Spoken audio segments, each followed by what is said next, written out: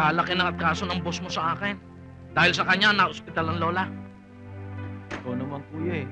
Ginawa mo scratch paper ng ulo ng boss ko eh. Excuse me, kayo ba ang kamag-anak ni Delilah Barbers? Opo, lola po namin siya.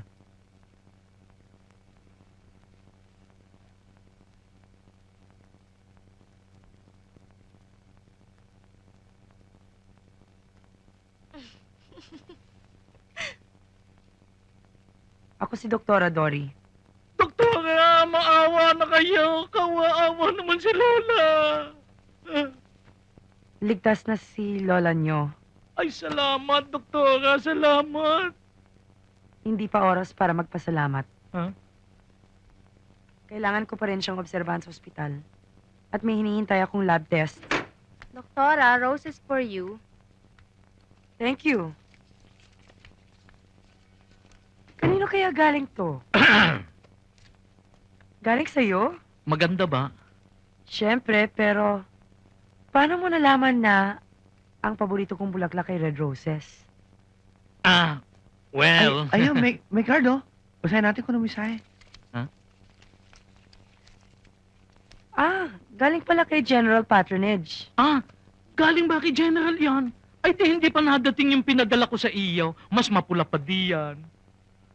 Okay lang yan. Anyway, dito muna yung lola nyo. And if you need me, eto. You can keep in touch with me there.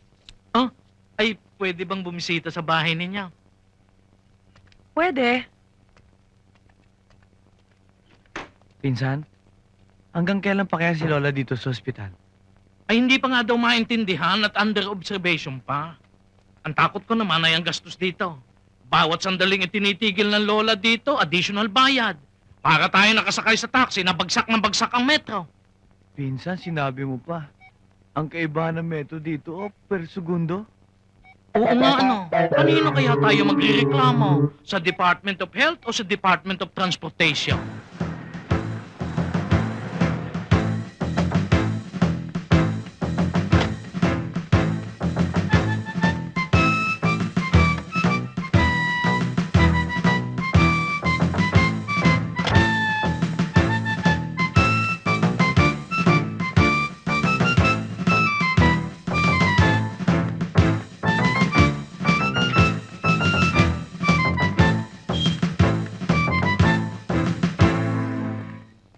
Good evening, General Patronage.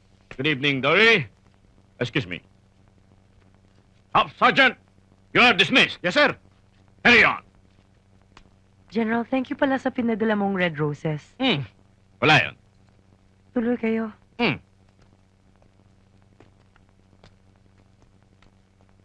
Aba, may bisita ka pala.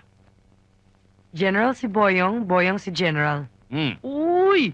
Aba, ngayon lang ako nakakita ng Hopstar General, Tama ka.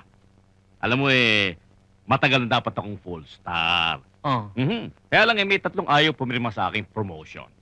Alam mo naman sa military, meron ding intriga. Parang showbiz. Maraming chismis, pati personal life mo inuungkat, di ba?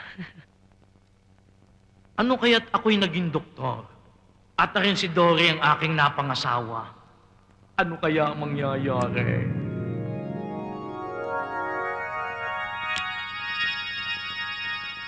Sweetheart, sumasakit yung dibdib ko. Boyong! Boyong! Sweetheart, sumasakit yung dibdib ko. Kumikirot. Emergency!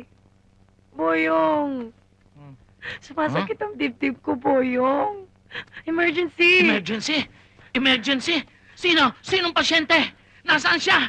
Ano, grabe na ba? Ako. Malubha ba? Anong number niya? Ha? Ano? Ako sabi. Ano? Anong masakit sa iyo? Masakit, sweetheart. Masakit ang dibdib ko. Ah. Yung dulo nakalimutan mo. Ay, nga pala. Hindi, baliktad. Ha? Yan, baliktad. Ay, nga pala. So sorry, ha? Ngayon, hindi na baliktad. Anong masakit sa iyo? Dibdib. Hindi ko maintindihan. Hindi ko maintindihan para kang bata. Husayang mo pagsasalita. Paano kita magagamot?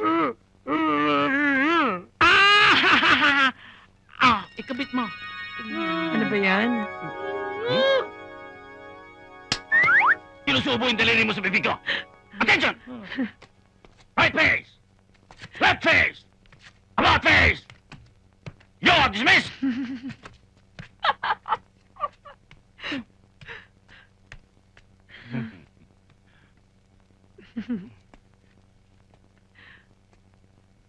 Pero masarap ah.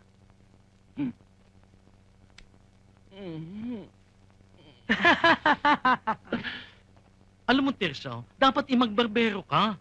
Tigilan mo na yung pag-aahente ng kung ano-ano. Palagay ko, ayoko na maging ahente. Abay, dapat. Abay, barbero naman talaga tayo eh. Lahi natin ang pagbabarbero. Sa simula pa lang, yung mga ninuno natin, barbero na. Pati apelyido natin, Barbers. Yan nga si Secretary Robert Barbers, kamag-anak daw natin. Balita ko nga, nagugupit din yun eh. Oo. Iba nga lang ang ginugupitan. Kasamaan ng mga kriminal. Sip-sip. Kaya mula ngayon, barbero na profesyon ko. At saka, bukas natin uumpisahan. Si Barbers? Hindi, ang propesyon mo.